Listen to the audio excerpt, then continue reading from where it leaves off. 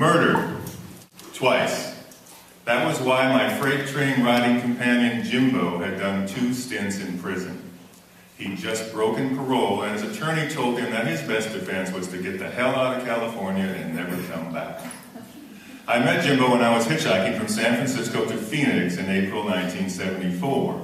One of my rides took me to Bakersfield, California, where I was dropped off next to the Southern Pacific Railroad yards. I'd never ridden trains down south, so I didn't know where they went.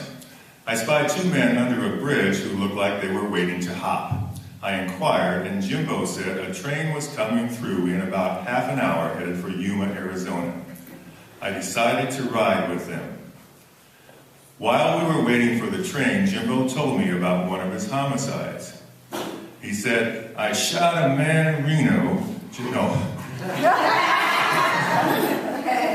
He had gotten into a bar fight. The other guy pulled a knife, so Jimbo pulled a gun and shot him. He might have made up the story, but it didn't seem prudent to say, "Oh yeah, prove you murdered him."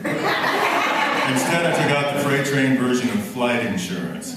I walked over to a liquor store a few blocks away and came back with a big jug of cheap wine and some Bugler rolling tobacco.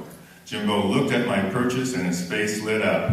He looked me in the eye and said, "Buddy, I probably can't do you any good, but I sure as hell won't do you any harm."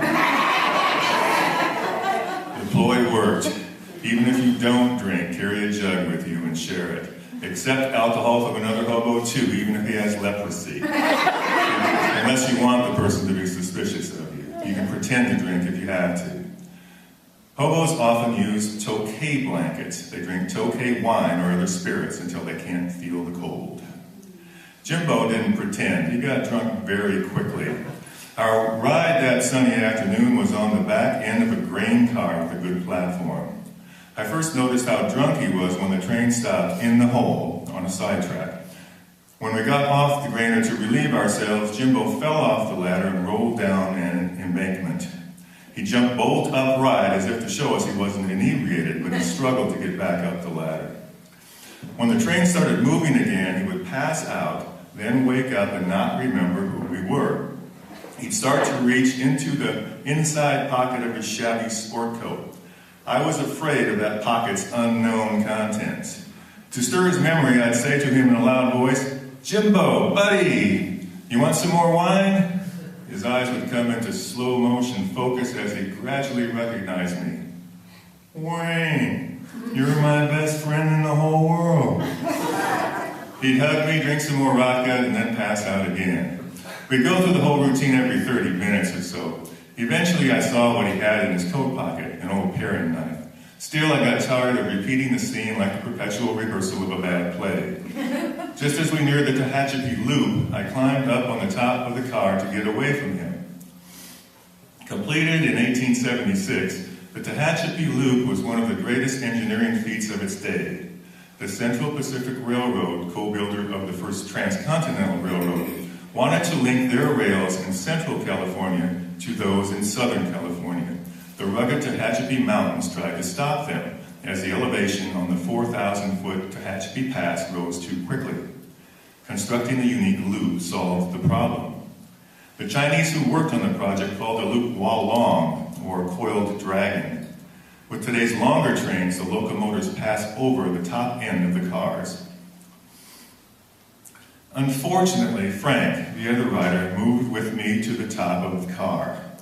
He was a Jesus freak, the type Jim Ringer sang thusly about. He used to take acid, but now he loves God, but he's still got that look in his eye. As we looped, he told me God's plan for my life. My intended major at Yale was religious studies. Religious stud is how it showed up on my report cards. My specialty was immaculate conceptions. Needless to say, my companion couldn't foil or follow me. He magnetized our conversations on the reel of an old boombox and played them back periodically. Twice I had to listen to a circuitous conversation that I never wanted to have in the first place. I made the choice between proselyte and paring knife and climbed back down to the platform to be with the murderer. We traversed the San Gabriel Mountains over Cajon Pass and got into San Bernardino, California late that night. I left Jimbo and Frank sleeping on the grain car and caught out on a different train to Yuma. I still wonder whether the Jesus freak converted Jimbo before Jimbo knifed him. I once heard a young man accidentally mispronounce evangelism as evangelisim. How appropriate. It is like spray painting your beliefs inside someone else's mind. If we make every effort to change our own life for the better, our example will change others.